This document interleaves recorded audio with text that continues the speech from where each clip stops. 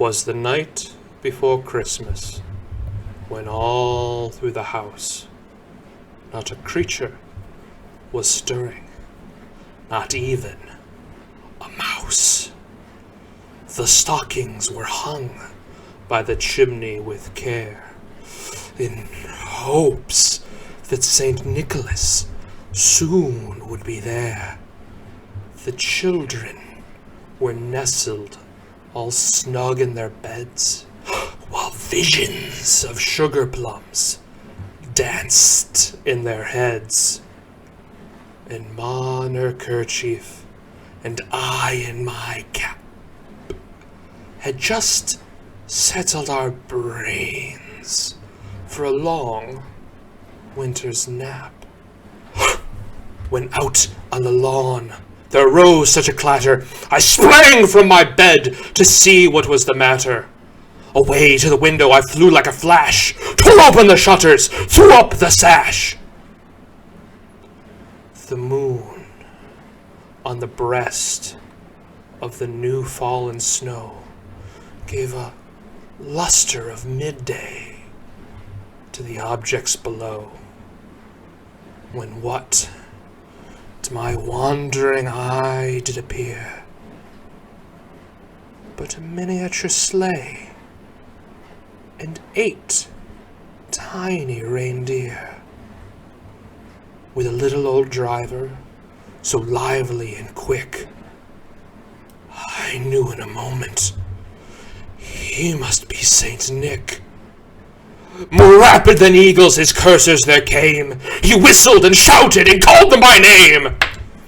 Now Dasher, now Dancer, now Prancer and Vixen, on Comet, on Cupid, on Donner and Blitzen.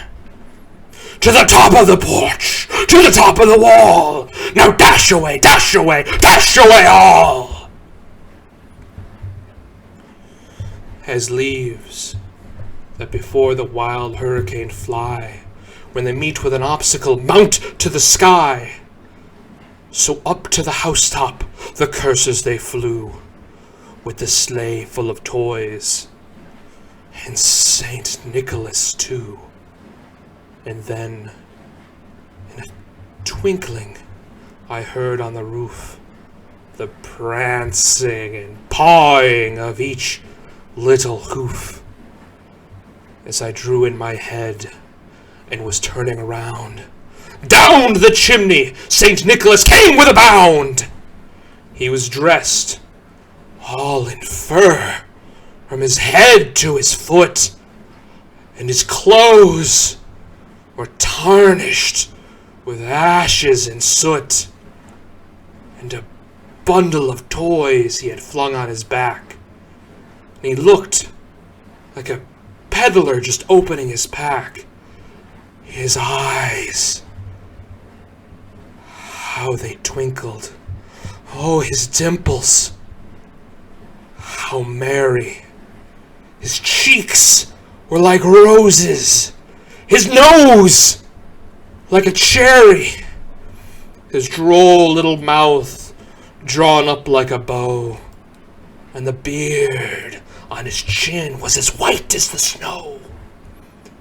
The stump of a pipe he held tight in his teeth. Oh, and the smoke, it encircled his head like a wreath. He had a broad face and a little round belly that shook when he laughed, like a bowl full of jelly. Oh, he was chubby and plump, a right jolly old elf. And I laughed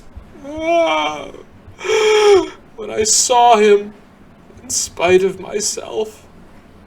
A wink of his eye and a twist of his head soon gave me to know that I had nothing to dread. He spoke not a word, but went straight to his work, and filled all the stockings, then turned with a jerk, and laying his finger aside of his nose, and giving a nod, up the chimney he rose. He sprang to his sleigh. To his team he gave a whistle, and away they all flew like the down of a thistle. But I heard him exclaim ere he drew out of sight, "Happy Christmas to all, and to all a good night."